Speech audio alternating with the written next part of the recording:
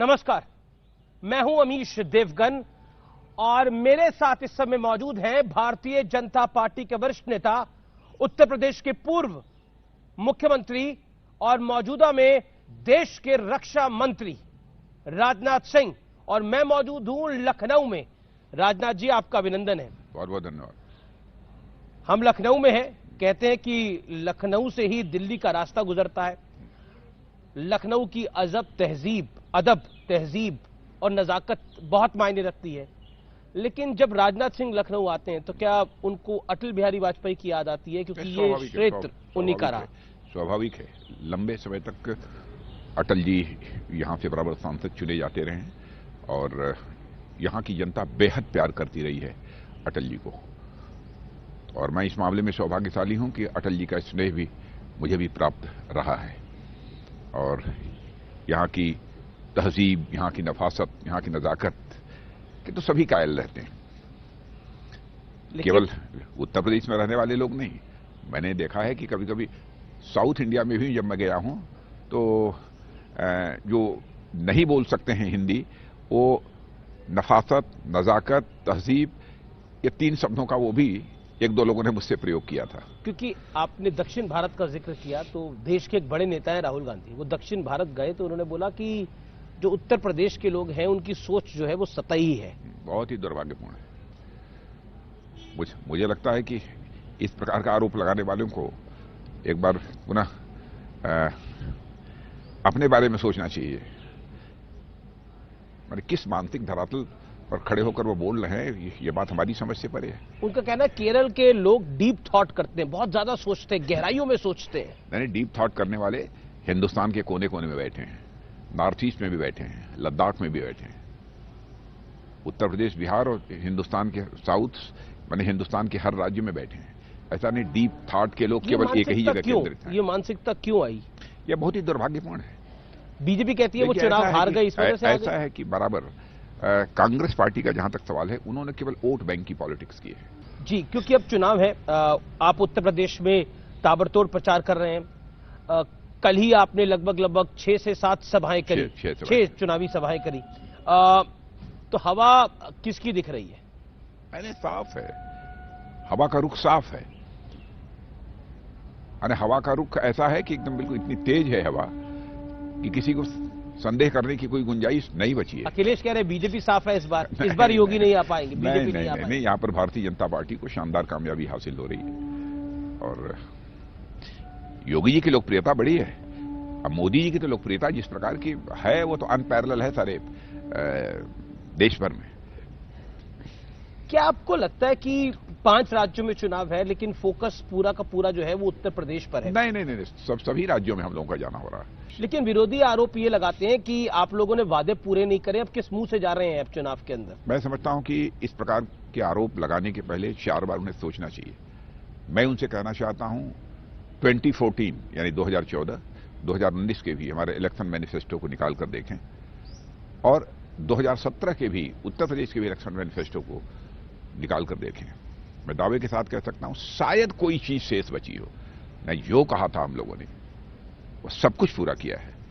हम भारत की राजनीति में क्राइसिस ऑफ क्रेडिबिलिटी, मेरे विश्वास का संकट किसी भी सूरत में पैदा नहीं होने देंगे, बल्कि विश्वास का संकट जो हमारे विरोधी राजनीतिक दलों ने पैदा किया है इस देश में, कांग्रेस सहित, सपा बसपा सहित, उस क्राइसिस ऑफ क्रेडिबिलिटी को भारतीय जनता पार्टी ने एक चुनौती के रूप में स्वीकार किया। एक काउंटर क्वेश्चन ये बनता है कि हमने हर चुनाव के अंदर एक माहौल देखते हैं कि किसी के पक्ष में माहौल बन जाता है और सरकार वो चलाता है तो उसके बाद कहीं ना कहीं एक डिससेटिस्फेक्शन अमंग द पीपल हो जाता है, यानी लोगों के भीतर हो सकता है। क्या आपको लगता नहीं है, क्योंकि उत्तराखंड में भी आपकी सरकार थी, गोवा में भी आपकी सरकार है अभी फिलहाल, उत्तर प्रदेश में भी आपकी सरकार है, तो क्या आपको लगता नहीं है, मणिपुर में भी आपकी सरकार है, क्या आपको लगता नहीं है कि उसका एक डिसएडवांटेज है बड़ा? 2014 में मोदी जी की सरकार थी, 2019 में चुनाव हुआ, पर वो तो नरेंद्र मोदी। नहीं, सुनिए, तो एंटी इनकम्बेंसी नहीं थी, प्रो इनकम्बेंसी थी। तो उत्तर प्रदेश की भी यही हालत है। यहाँ पर एंटी इनकम्बेंसी नहीं है, यहाँ पर प्रो इनकम्बेंसी। फिर अखिलेश यादव को क्यों लग रहा है कि इस बार बीजेपी के बूथों पर, जो चुनावी बूथ होते हैं उसमें भूत नाचेंगे? उन्होंने ये बयान दिया। अब पता नहीं, हमारी समझ के परे है, कहां भूत आ गया उत्तर प्रदेश में। अखिलेश यादव ने एक मुझे इंटरव्यू दिया, जब मैंने उनसे पूछा कि अखिलेश जी कितनी सीटें आ रही है, उन्होंने बोला 403 में से 400 हमारी आ रही है। अब आप कल्पना कर सकते हैं कि लोग दिवा स्वप्न देख रहे हैं कि नहीं देख रहे हैं। पर सपने में तो उन्हें भगवान कृष्ण आए, उन्होंने बोला उनकी सरकार बनेगी। नहीं, जो चुनाव होता है, ये व्यक्ति संकट में रहता है तो बहुत सारे लोग सपने में आते हैं, लेकिन जो सपने में आते हैं वो उबार नहीं पाते संकट से। इस सच्चाई को भी स्वीकार करना चाहिए। क्योंकि हम उत्तर प्रदेश के अंदर हैं, इस समय हम लखनऊ के अंदर हैं।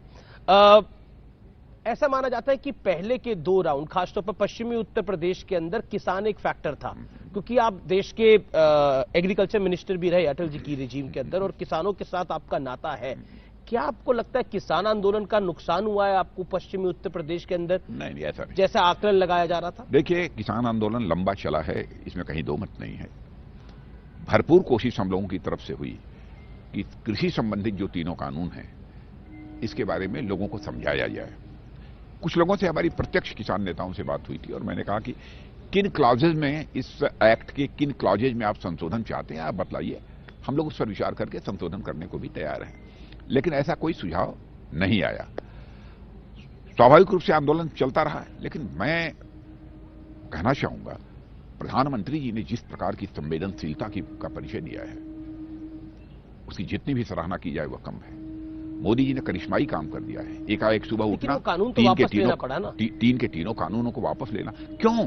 तर्क भी दिया कि मैंने भरपूर कोशिश की है कि अपने किसान भाइयों को हम समझा सकें, लेकिन कुछ किसान भाइयों के अंदर इस तीनों कानून को लेकर जो गलतफहमी थी, इसलिए मैंने फैसला किया कि तीनों कानूनों को फिलहाल हम वापस करते हैं। क्या आपको लगता नहीं कि कुछ नुकसान होगा, खासतौर पर 325 से कहीं आंकड़ा 230, 240 ना रह जाए?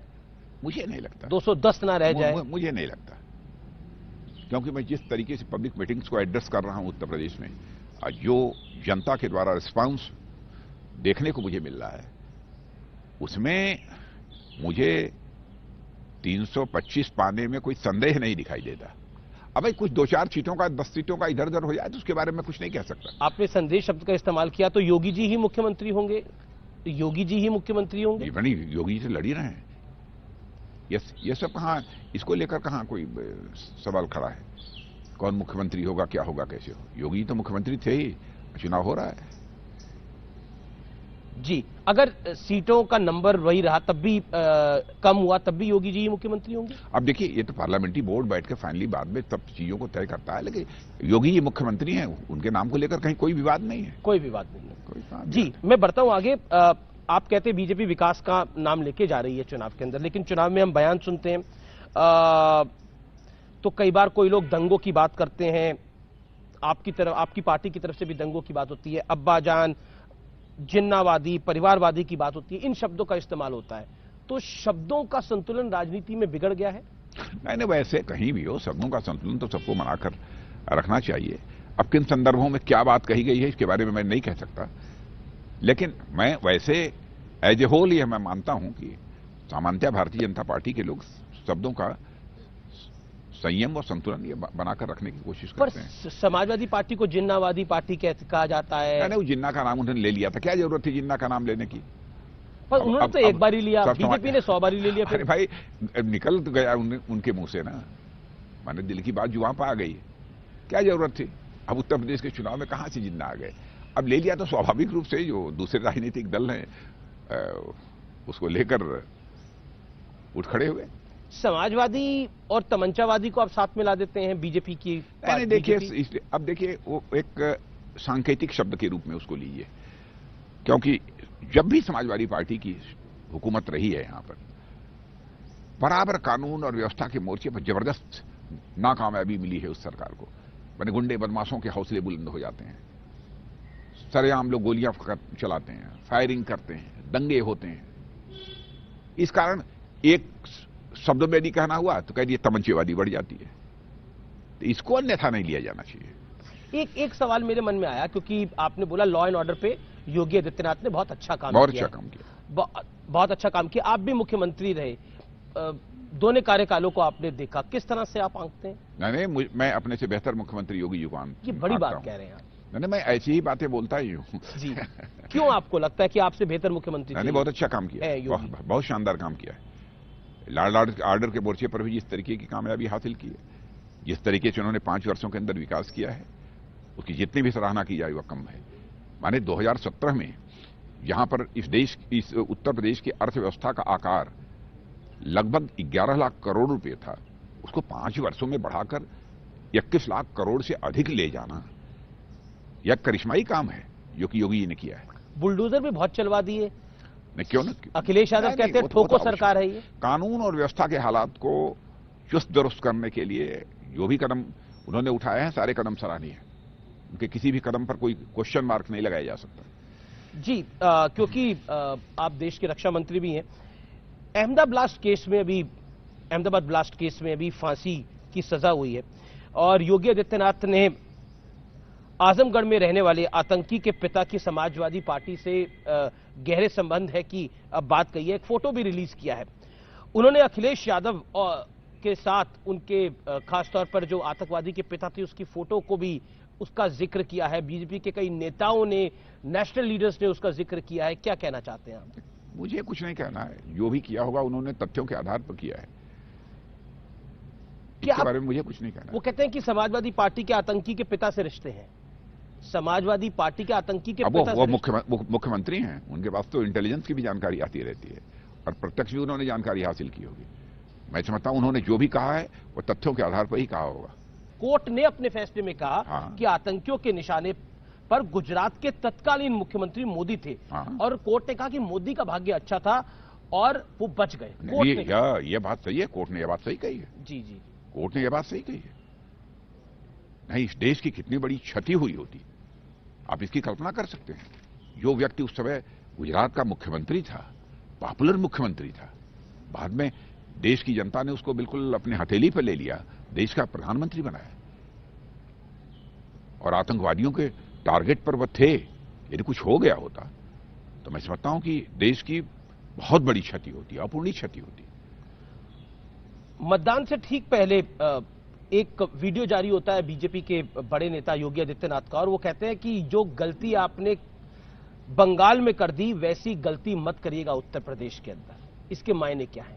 मैंने वो वीडियो देखा नहीं है जी। वो उनका कहने का मतलब है कि यूपी को कश्मीर, केरल और बंगाल बनते देर नहीं लगेगी अगर बीजेपी की सरकार नहीं आई। तो डराकर वोट क्यों? नहीं, डराकर नहीं। भारतीय जनता पार्टी तो बराबर जनता के अंदर सेंस ऑफ फियर पैदा करके उनका समर्थन नहीं हासिल करती है, बल्कि भारतीय जनता पार्टी तो आम जनता के अंदर एक सेंस ऑफ कॉन्फिडेंस, एक आत्मविश्वास का भाव पैदा करके उनका समर्थन हासिल करने में यकीन रखती है। प्रधानमंत्री मोदी ने एक रैली में बोला कि टीएमसी गोवा में इसलिए चुनाव लड़ रही है क्योंकि हिंदू वोट बढ़ जाए, ये टीएमसी के नेता ने बोला और प्रधानमंत्री मोदी ने उसका जिक्र किया। प्रधानमंत्री ने बोला कि किसका वोट बंटवाना चाहते हैं ये तो सामने है, लेकिन किसका वोट इकट्ठा करना चाहते हैं। तो एक सवाल खड़ा होता है कि आप हिंदुओं को बताने की कोशिश करें कि अगर हम नहीं आएंगे, यानी बीजेपी नहीं आएगी, तो आपकी रक्षा कौन करेगा? नहीं, हम लोग सबकी रक्षा करते हैं, केवल हिंदू नहीं, समाज के सभी वर्गों की हम लोग रक्षा करते हैं। इसके बारे में सभी आश्वस्त हैं, इसमें कहीं पर कोई संदेह की गुंजाइश नहीं है। किसने क्या कहा, किन संदर्भों में कहा, जब तक पूरा स्टेटमेंट मैं न देखूं तब तक मैं रिएक्ट नहीं कर सकता इस पर। एक चीज असाउद्दीन ओवैसी ने कहा कि जब नरेंद्र मोदी चले जाएंगे हिमालय में, जब योगी चले जाएंगे मठ में, तो तुम्हें कौन बचाने आएगा? बीजेपी ने कहा ये हिंदुओं को ललकारने की कोशिश है, हिंदुओं को डराने की कोशिश है। अब चिंता मत करिए, वो हिमालय नहीं जा रहे हैं, वो प्रधानमंत्री हैं, प्रधानमंत्री अभी रहेंगे, आगे भी प्रधानमंत्री रहेंगे, कोई कहीं नहीं जा रहा है। क्या आपको लगता है कि पिछले कुछ महीनों के अंदर खास तौर पर राजनीतिक बयानबाजी में तल्खी बहुत आई है, जिसके अंदर हम देखते हैं कि एक पार्टी दूसरी पार्टी को कोई बात कहती है, लेकिन कहीं ना कहीं एक जिसे कहते हैं मान मर्यादा को ब्रीच किया जाता है, उसको तोड़ा जाता है। ये सब समाजवादी पार्टी, ये सब बहुजन समाज पार्टी, कांग्रेस पार्टी जैसी पार्टियों को इन सब सारी चीजों से बचना चाहिए, सभी को बचना चाहिए।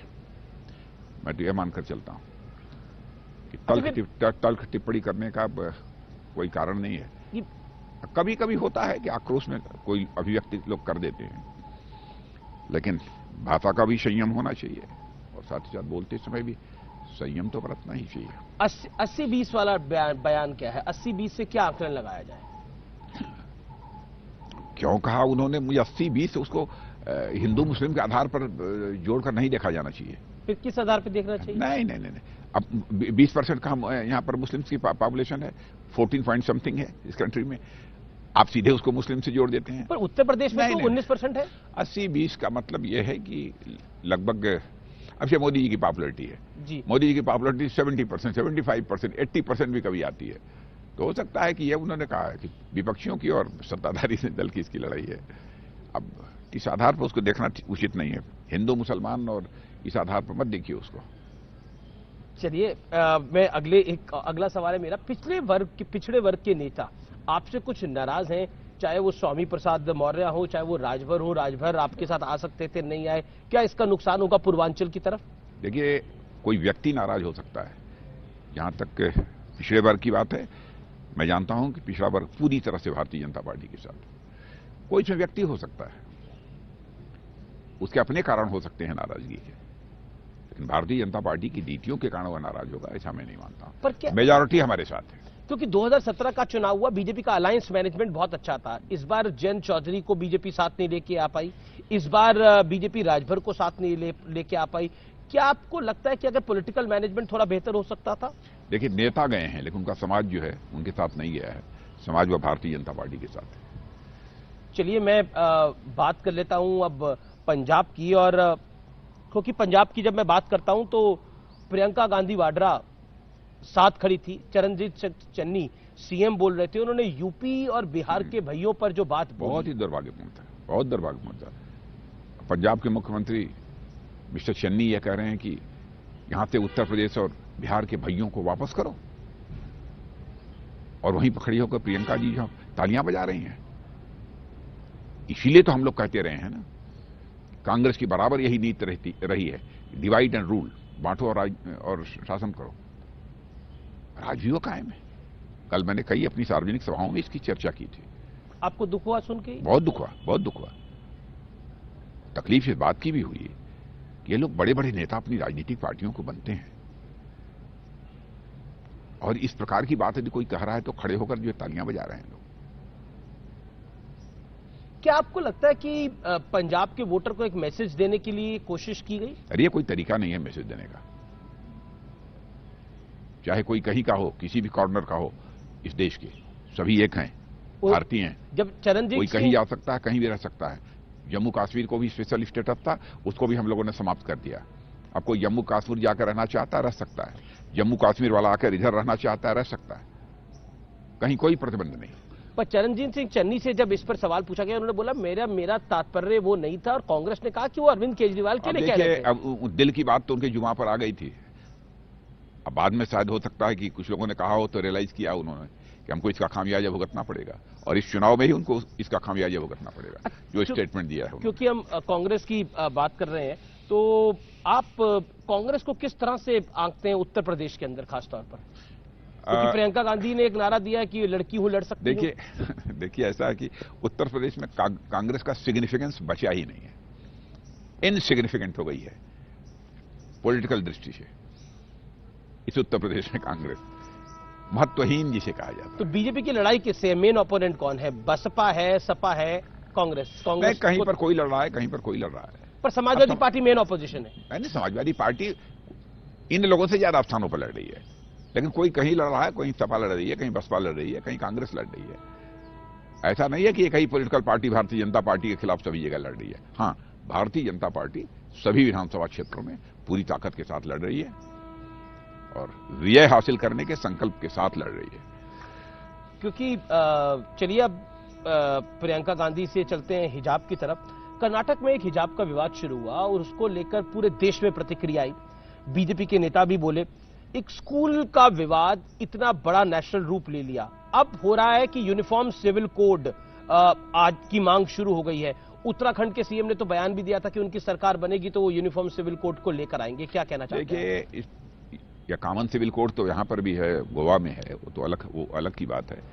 लेकिन मैं समझता हूं कि हिजाब और इस तरह सारे जो मुद्दे जो सामने आए हैं, मामला सब जुडिस है, न्यायालय के विचाराधीन है। न्यायालय के फैसले की हमको प्रतीक्षा करनी चाहिए। अनावश्यक बयानबाजी इस पर नहीं की जानी चाहिए। पर अनावश्यक पर बयानबाजी लगातार हो रही है। ओवैसी कहते हैं कि सोनिया ओवैसी क्या बोलते हैं? नहीं, ओवैसी कहते हैं कि मेरी माँ को, मेरी बहन को हक है वो क्या पहने। बीजेपी कैसे डिसाइड करेगी?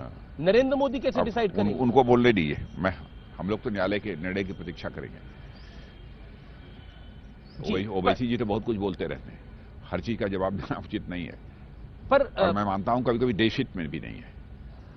बिल्कुल आपने सही कहा कि देश हित में कुछ चीजें होती हैं कि उस पर बयान नहीं होने चाहिए, लेकिन लगातार दोनों तरफों से बयान आते हैं।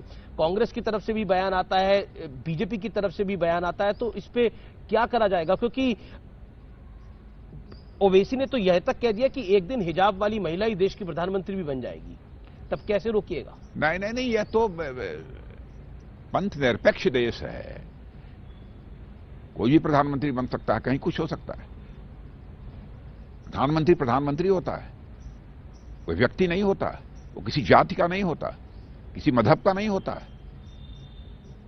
प्रधानमंत्री व्यक्ति नहीं है, स्वयं में संस्था है, इंडिविजुअल नहीं है, इंस्टीट्यूशन है। क्योंकि आप इस देश के वरिष्ठ नेताओं में से एक हैं, मैं आपसे ये जानना चाहता हूं कि कोर्ट में एक याचिका लगाई गई जो कि हिजाब का पक्ष है। उन्होंने बोला कि जुम्मे के दिन और रमजान के हिसाब से हिजाब की इजाजत दी जाए। तो फिर अगर ऐसा होगा तो दूसरी तरफ होगा कि मंगलवार के दिन हमें हनुमान चालीसा पढ़ने की भी इजाजत दी जाए। नहीं, किसने क्या एफिडेविट दी है, क्या कहा, कैसे, इस विवाद में मैं नहीं पढ़ना चाहता।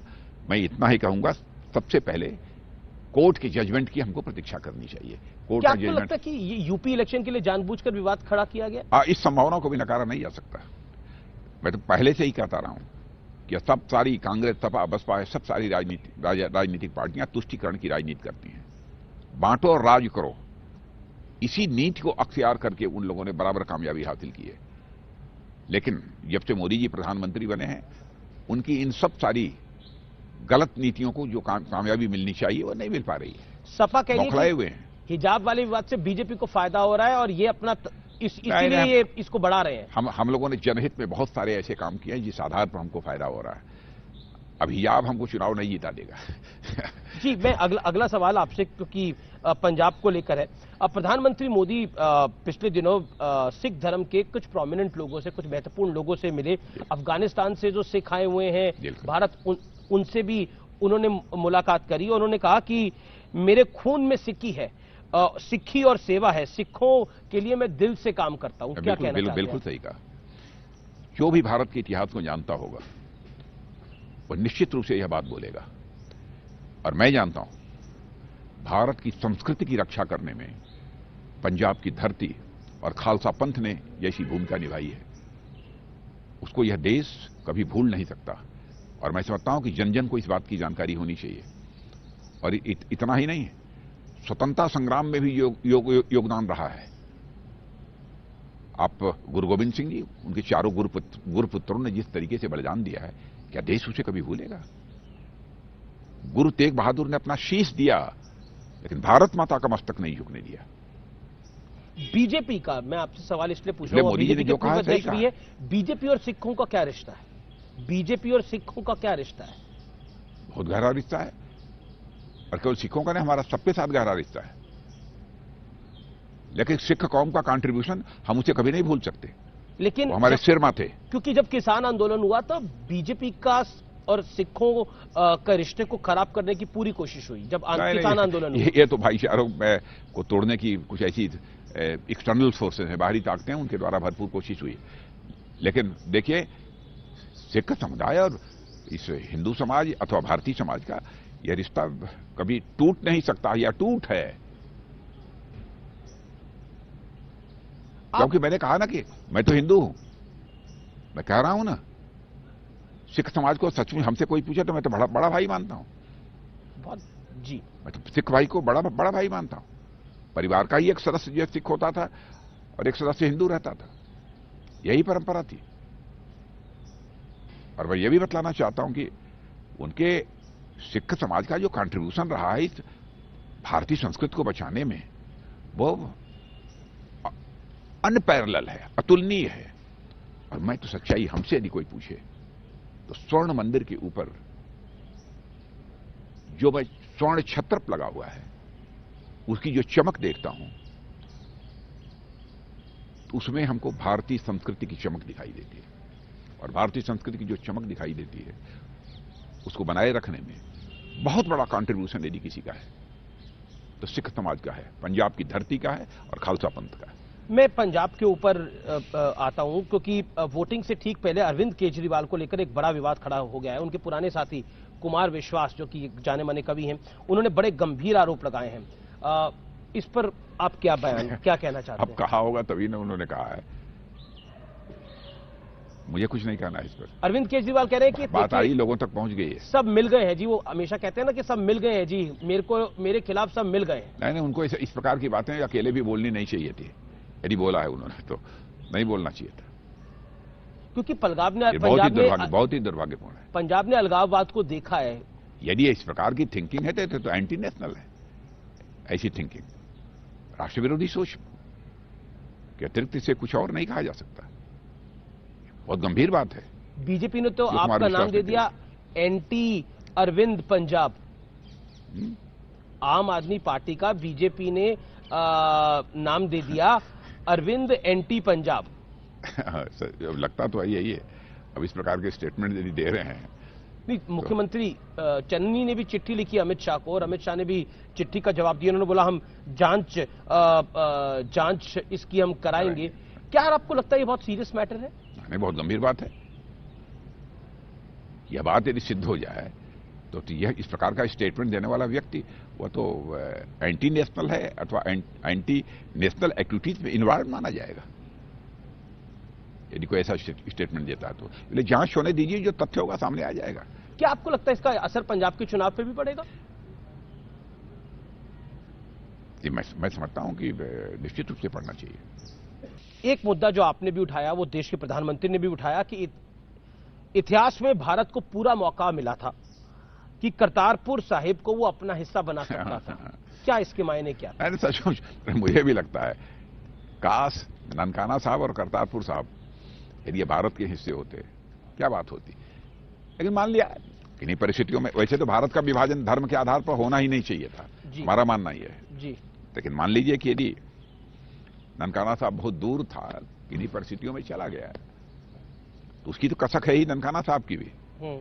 लेकिन अच्छा रहा होता, थोड़ी सी और एक्सरसाइज की गई होती 2-4 दिन की, मतलब मुझे लगता है तो करतार साहब शायद भारत का हिस्सा होता। अच्छा, जहां पर की शरीर त्यागा था हमारे जी गुरु नानक देव जी। ये एक इमोशनल बात है, लेकिन क्योंकि पंजाब में इलेक्शन है, और मैं आपसे एक सवाल पूछ रहा हूं। देखिए, जो कुछ भी मैं कह रहा हूं पंजाब के बारे में जी, मैं इलेक्शन को आधार बनाकर नहीं कह रहा हूं, ये हमारे दिल की बात है, पहले भी मैं बोलता रहा हूं। बिल्कुल नहीं, लेकिन मेरा एक सवाल आपसे कि पंजाब में बीजेपी को कहां आंकते हैं, क्योंकि पोलस्टर्स का मानना है कि बीजेपी कहीं खड़ी नहीं है पंजाब। नहीं, जहां खड़ा होना चाहिए वहां खड़ी है, लड़ रही है, पूरी ताकत से लड़ रही है। कितनी सीटें आंकते हैं आप? कितनी सीटें? नंबर ऑफ सीट्स के बारे में फोरकास्ट नहीं कर सकता हूं, लेकिन गवर्नमेंट बनाएंगे, इस कॉन्फिडेंस के साथ हम चुनाव लड़ रहे हैं। सरकार बनाएंगे? हाँ, और क्या जी, क्योंकि एक आंकलन होता है जैसे कांग्रेस की हैसियत उत्तर प्रदेश में नहीं है, उतनी हैसियत बीजेपी की पंजाब में नहीं है। हाँ, तो वो यहाँ तो ये कहने की हिम्मत नहीं कर पाएंगे कांग्रेस के लोग कि उत्तर प्रदेश में हम सरकार बनाएंगे।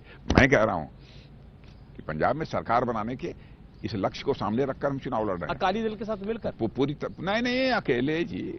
जो हमारा गठबंधन है, कैप्टन साहब की पार्टी से है, ढींडसा साहब की पार्टी से है, इन सब सारी पार्टियों के साथ अलायंस करके हम चुनाव लड़ना है, जीतेंगे जी। क्योंकि आप देश के रक्षा मंत्री हैं, तो 2 सवाल जरूर बनते हैं। जो राहुल गांधी बार बार चाइना को लेकर बयान देते रहते हैं, उस पर आप क्या कहना चाहते हैं राजनाथ जी? वो बार बार कहते हैं कि सीमा के अंदर घुसा हुआ है चीन। वो क्या कहें उनको, बहुत ही तकलीफ होती है।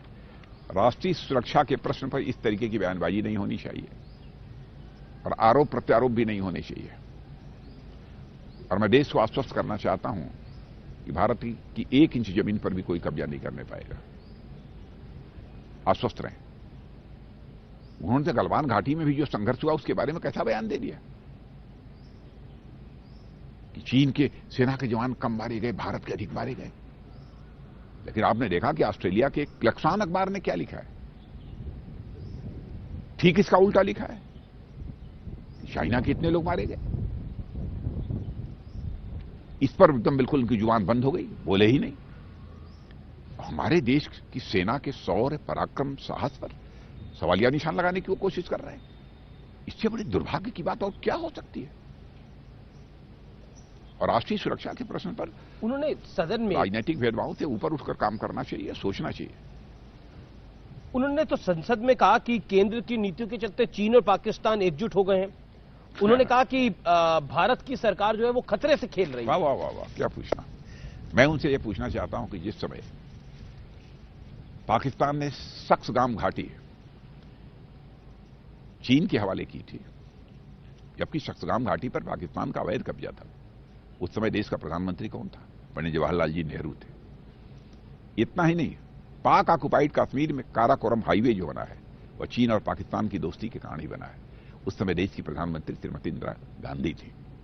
चाइना पाकिस्तान इकोनॉमिक कॉरिडोर यह बनना शुरू हुआ तो उस समय प्रधानमंत्री डॉक्टर मनमोहन सिंह जी।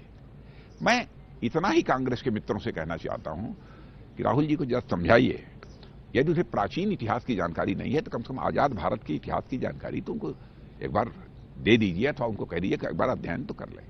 ऐसे नहीं बोलना चाहिए। अच्छा, एक बात बताइए कि चाइना से अब हमारी रिश्ते हमारे कैसे हैं, और अब जो सारे मैटर से गलवान हो गया या बाकी विषय हो गए, क्या वो अब सॉल्व हो चुके हैं या अभी बाकी हैं? देखिए, ऐसा है कि बातचीत का दौर अभी चल रहा है जी। कुछ ऐसे मुद्दे, केवल इसी समय के मुद्दे नहीं है कि यह गवर्नमेंट आई है, उस समय के पहले के भी कुछ मुद्दे जिन पर के भी बातचीत का सिलसिला चल रहा है, और कोशिश यही है कि बातचीत के द्वारा उसका समाधान हो जाए। नहीं होगा, देखेंगे क्या करना। एक अगला सवाल मेरा ये कि अरुणाचल प्रदेश के एक युवक को चीन की आर्मी ने बंधक बनाए जाने की एक कंट्रोवर्सी हुई। हालांकि रिहाई से पहले राहुल गांधी का कुछ और बयान था, रिहाई के बाद कुछ और बयान आया। क्या आप कहना चाहते हैं? क्योंकि फिर उन्होंने वही एंड में बोला कि चलिए, मीरम तौरान तो चीन से वापस लौट आया। ये जानकर तसल्ली हुई जिस मातृभूमि पर चीन ने कब्जा किया है वो कब वापस मिलेगी प्रधानमंत्री जी? कब का कब्जा किया है? 59 के पहले वाली बात कर रहे हैं कि कब की कर रहे हैं? पहले उनको इतिहास की जानकारी होनी चाहिए। चाइना को लेकर राहुल गांधी का जो ऑब्जेक्शन है ये क्यों है? जैसे आप यहां पर बैठे हैं जी, आप ये बताइए, 59 के पहले की बात कर रहे हैं, 59 के बाद की बात कर रहे हैं? कब कब्जा किया है? क्या किया है? क्या कर रहे थे वो? 55 ईयर्स तक उन्होंने हुकूमत की है हिंदुस्तान में। कम से कम बोलने के पहले कुछ तो कम से कम दिमाग लगाने की कोशिश करनी चाहिए, इंट्रोस्पेक्ट भी करना चाहिए। केवल बोलना है इसलिए जो मन में आए बोल दे, यह कोई तरीका नहीं है। वो भी राष्ट्रीय सुरक्षा के सवाल पर, ऐसे सेंसिटिव मुद्दे पर। और आप देखिए, इसीलिए सारे सीनियर कांग्रेस के लीडर छोड़कर इनको जा रहे हैं। कोई भी सुलझा हुआ नेता, संजीदा नेता कांग्रेस में बचा नहीं है। अब धीरे धीरे सब जा रहे हैं, जो बचे भी हैं थोड़े बहुत वो भी चले जाएंगे। राहुल गांधी का ऑब्सेशन चाइना के साथ क्यों है इतना? आपको क्या लगता है? कुछ आप नहीं, तो संसद में उनको बहुत समय से देख रहे हैं। जो मन में आ गया सरकार के खिलाफ बोलना है। बोलते समय इस बात की सावधानी नहीं बरतते कि जो मैं बोल रहा हूं वो सही है कि गलत है। और मैं समझता हूं कि ऐसे लोगों के द्वारा जो बयान दिए जाते हैं उस पर हम लोगों को प्रतिक्रिया भी व्यक्त नहीं करनी चाहिए, छोड़ देना चाहिए, क्योंकि देश उनके ऊपर यकीन करता ही नहीं है, जानता है कि ऐसे ही अनाप शनाप की बयानबाजी करते रहते हैं। जी, मैं यूक्रेन की बात कर लेता हूं। यूक्रेन और रूस को लेकर जो विवाद चल रहा है, भारत के संबंध अमेरिका और रूस दोनों से हैं, इसको आप कैसे आंकते हैं और इसका भारत पे क्या असर है? नहीं, ऐसा है कि हम तो यही चाहते हैं कि आपस में बातचीत के द्वारा ही समस्या का समाधान निकलना चाहिए, बेहतर स्थिति वह होगी, संघर्ष की नौबत न आए। मैं तो यही ऊपर वाले से भी कामना करता हूं, और मुझे लगता है कि अंततोगत्वा बातचीत होगी, हल निकलेगा।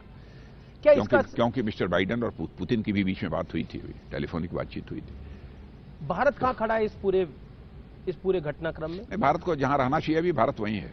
जी, इसका इंपैक्ट हमारे पड़ोसी राज्यों के साथ कुछ पड़ सकता है? देखिए, युद्ध दो देशों के बीच भी जब होता है तो स्वाभाविक रूप से कूटनीतिक दृष्टि से देखा जाए तो उसके कई प्रकार के असर तो होते ही हैं जी, लेकिन युद्ध न हो सबसे बेहतर स्थिति यही है, और यह न होने पाए, यही हम लोगों की कामना है। सभी लोग संयम से काम लें। क्योंकि ये सवाल उनकी तरफ से मैं पूछ रहा हूं कि जिन लोगों के बच्चे परिवार यूक्रेन में इस समय फंसे हुए हैं, हालांकि एक मिशन जरूर चल रहा है, लेकिन उनको आप क्या कहना चाहते हैं? नहीं, वो धैर्य रखें, भारत के संज्ञान में सारी चीजें हैं, वो सुरक्षित रहेंगे। उनको भारत वापस आने की प्रक्रिया में और तेजी आएगी क्या? हाँ, बिल्कुल आएगी। आखिरी सवाल, समय के साथ वो सब कुछ होगा। आपने देखा कोरोना के संकट में कितना प्रभावी कदम हमारे प्रधानमंत्री ने उठाया था। सारा का सारा सिस्टम लग गया था, जो लोग बाहर थे, जो आना चाहते थे भारत, उनको लाने के लिए।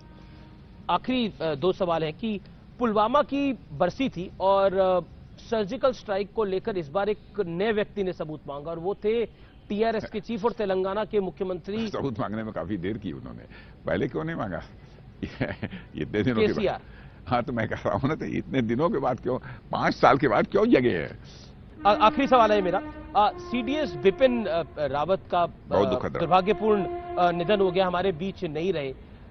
नए सीडीएस को लेकर कब तक ऐलान हो सकता है? जल्दी नियुक्ति होगी, क्योंकि काफी समय हो गया। नहीं, काम रुका नहीं है, किसी काम में कोई बाधा नहीं है, लेकिन जनरल बिपिन रावत के न रहने से हमारी बहुत बड़ी क्षति हुई है, इसी तरह मैं मानता हूं।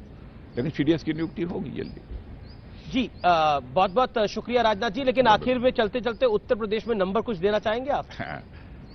नंबर मुझे लगता है कि 2017 के चुनाव में जो रहा है, कमोबेश नंबर वही होगा सीटों का। जी, बहुत बहुत शुक्रिया राजनाथ जी, हमें समय देने के लिए और अपनी बात को रखने के लिए। Thank you so much. धन्यवाद, बहुत अच्छा।